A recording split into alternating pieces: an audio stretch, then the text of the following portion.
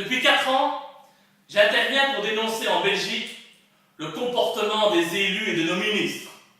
J'ai donc normalement l'habitude de voir des guignols, mais là, je viens de me rendre compte qu'il y avait actuellement en France un type que l'on appelle ministre de l'Intérieur et qui est le champion du monde, toute catégorie des guignols politiques. Cet homme, c'est Manuel Valls.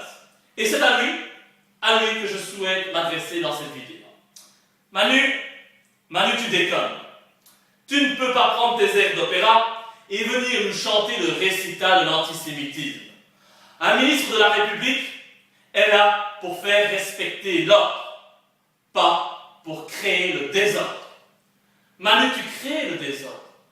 Tu crées le désordre, mon vieux. Avant que tu ne te décides de t'en prendre à mon ami Dieudonné, tout se passait bien. Tu faisais ton petit cirque pour arriver doucement mais sûrement à Matignon tout en prêtant allégeance à Israël, et nous pouvions écouter ce grand artiste qu'est Dieudonné et rigoler de ses sketchs pour oublier toutes ces conneries que ton gouvernement nous fait avaler et les autres de l'actualité. Mais là, depuis quelques semaines, tu exagères, Manu. Oui, je te le dis, tu exagères. Tu te fais passer pour un protecteur de la démocratie, mais tu ressembles de plus en plus, je tiens à te le dire, à un petit dictateur. Un petit dictateur sans grand charisme qui plus est. Tu n'aimes pas les quenelles, Manu. C'est ton droit.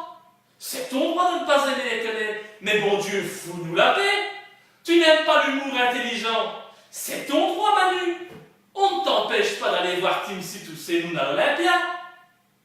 Tu vois des antisémites partout et tu préfères Israël à la France.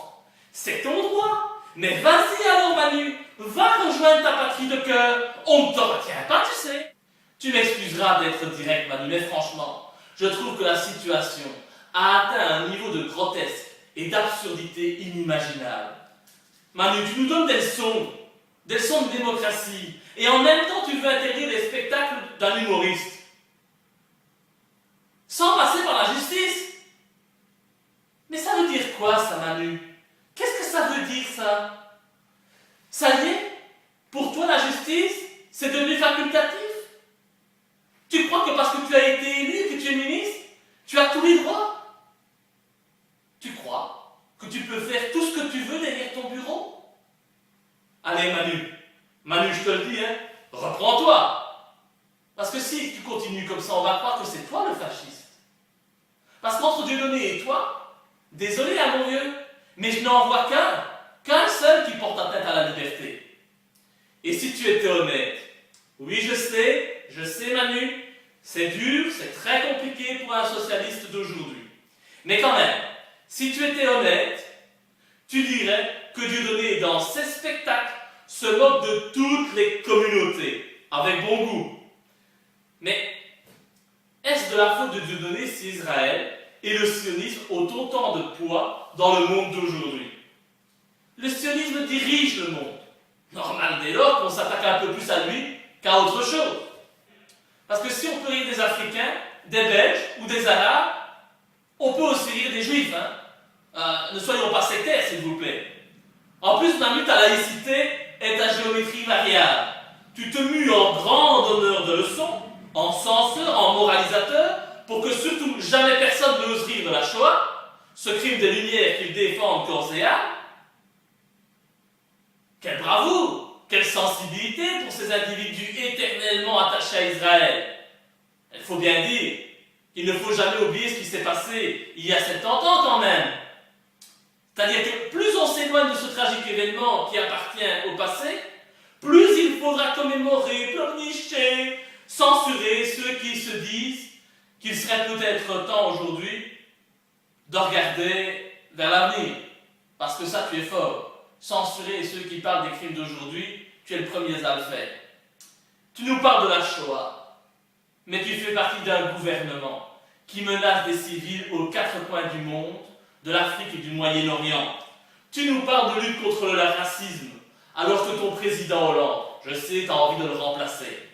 Ce ne serait pas une grande perte, mais pour remplacer par toi, oh mon Dieu, j'espère que ça n'arrivera jamais. Eh bien, ton président Hollande, il estime qu'il ne faut pas indemniser les victimes de la colonisation. Par contre, pour indemniser les Juifs, là, tu es le premier. Et oui, c'est vrai. Il paraît que des millions de Juifs ont été assassinés durant la Seconde Guerre mondiale. C'est triste. C'est triste. C'est certain. On en dit ce qu'on vient. Mais dis-moi, Manu, tu n'es pas bête, tu n'es pas con quand même. As-tu déjà compté une seule fois le nombre de victimes de la politique coloniale passée et actuelle de la France? Rajoute à ce nombre les victimes de ton allié israélien en Palestine. Fais le compte et tu te rendras compte que c'est bien plus que le nombre de victimes de la Shoah, tu sais. Alors, si tu veux parler de démocratie et de lutte contre le racisme, parle-nous de toutes les victimes, et pas uniquement de celles qui arrangent ta politique et qui sont en train de t'ouvrir les portes de Matignon. Manu, tu fais partie du gouvernement le plus détesté par les Français depuis le baptême de Clovis.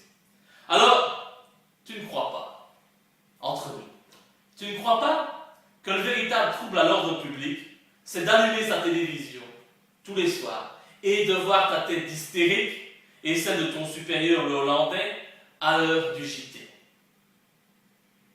Pour éviter le trouble à l'ordre public, je sais que ça te tient à cœur actuellement. Eh bien, moi, je t'invite à démissionner, Manu. Toi et ton gouvernement vendu. Je dis ça, c'est surtout pour ta sécurité. Parce que tu sais, à force d'énerver les gens, à un moment donné, ils explosent. Mais c'est aussi parce que je souhaite que la majorité des Français soient enfin entendus. Ils en ont marre de toi, ils en ont marre de ton gouvernement, de ta politique. Manu, toi et tes amis politiciens, vous n'en manquez jamais une pour créer le trouble à l'ordre public dans l'exercice de vos fonctions. Vous attaquez par exemple au voile islamique, car incompatible avec votre laïcité, celle de Vincent Payon qui veut faire de la laïcité une religion d'État.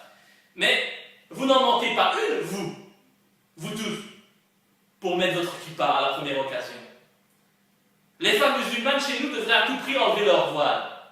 Mais quand Laurence Ferrari se rend en Iran pour interviewer le président et qu'elle met un voile sur sa tête, par respect, ça fait scandale.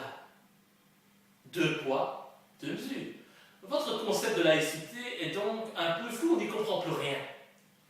Instrumentaliser la question du voile pour faire croire aux Français que le pays est en danger, en danger pour un bout de tissu, pendant que tes amis, Manu, raquettent nos concitoyens, à coups de taxes à tout va. J'en profite pour saluer mes amis des bonnets rouges. Pendant que vous laissez le grand banditisme se développer dans les cités, principalement parce que vous détruisez l'emploi en France, ça Manu, c'est un trouble à l'ordre public. Et puis Manu, si tu veux améliorer ton pays, faire ton travail de ministre de l'Intérieur, je vais te donner un conseil. Manu, commence déjà par interdire le PS et l'UMP. Car si je fais le compte de tous les mandataires qui ont été condamnés et de ceux qui n'ont pas pu l'être puisqu'ils étaient protégés par leur immunité contre ce grand bandit qui est d'assaut, je peux t'affirmer, sans détour, que ces organisations politiques sont bien plus dangereuses et criminelles que les fans de Dieudonné qui se contentent de faire la quenelle. Hein, tu la vois, la quenelle, Manu. J'espère que tu la vois et que tu la sens. Parce que censurer un humoriste, censurer la quenelle, un geste qui est désormais entré dans le patrimoine culinaire français, ce geste qui veut tout simplement dire, Manu, qu'on emmerde le système, ce système que tu défends et duquel tu n'es qu'une marionnette, alors que l'emploi, la sécurité, la santé publique, les valeurs morales s'effondrent à vitesse grand V en France, ça, c'est un trou à l'ordre public. Tu n'es pas logique, Manu. Les mensonges, les manipulations, nous en avons marre. Marre d'être traités de fascistes pour avoir fait un geste qui signifie simplement qu'on emmerde le système. Les femelles qui font le salut nazi, un vrai pour le coup, ça oui. La GPA, oui. Les médias aux mains de la finance et du complexe militaro-industriel, oui. La théorie du genre dans les écoles, le mariage pour tous, l'agriculture chimique, les chemtrails, le dîner du CRIF, oui et encore oui, mais la quenelle, non. Eh bien, tu prends les Français pour des cons, hein. Je suis désolé de te le dire.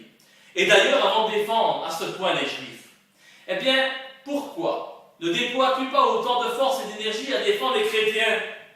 Tu sais, la France, elle a des racines chrétiennes. Des racines qu'avec ton gouvernement, un gouvernement qu'on peut qualifier de sataniste, tu fais tout pour effacer. Et si je réagis à cette affaire qui touche Dieudonné, mais qui touche tous les Français, c'est parce que sonne le glas de la liberté d'expression un peu partout en Europe. Cette décision d'interdire d'expression Dieudonné pourrait très bien être appliquée en Belgique également en ce qui me concerne. Parce que tout le monde sait bien que Dieudonné n'est pas antisémite. Ça n'a pas de sens. Tout le monde sait bien que je ne suis pas un antisémite non plus, même si la presse aime m'insulter de la sorte, parce que je m'oppose au sionisme, à la politique racialiste et raciste d'Israël. Le terme même d'antisémitisme est galvaudé, vu que les Arabes sont également un peuple sémite. Tout cela n'a plus de sens. Et cette mafia sioniste ou pas, qui nous dirige, tente de nous museler. Il est plus que temps que l'on s'active pour se réapproprier le droit fondamental. Les amis français, vous n'êtes plus chez vous. Vous n'avez même plus le droit de rire. C'est fini. Debout les Français. Soyez solidaires avec Dieudonné, qui vous aura au moins permis de constater une chose. C'est que vous êtes muselés. Que la liberté d'expression n'est qu'une fable. Debout les Français. Debout les Belges. Ce système est à bout de souffle. Les mensonges ne passent plus. Les manipulations médiatiques ne nous lavent plus le cerveau. Nous sommes éveillés et nous sommes debout. Debout. Et je n'ai qu'une chose à dire pour terminer à Manuel Valls. Manu, on t'a assez vu et entendu. De grâce, Manu, ferme-la. Aujourd'hui, ferme-la aujourd'hui et à tout jamais.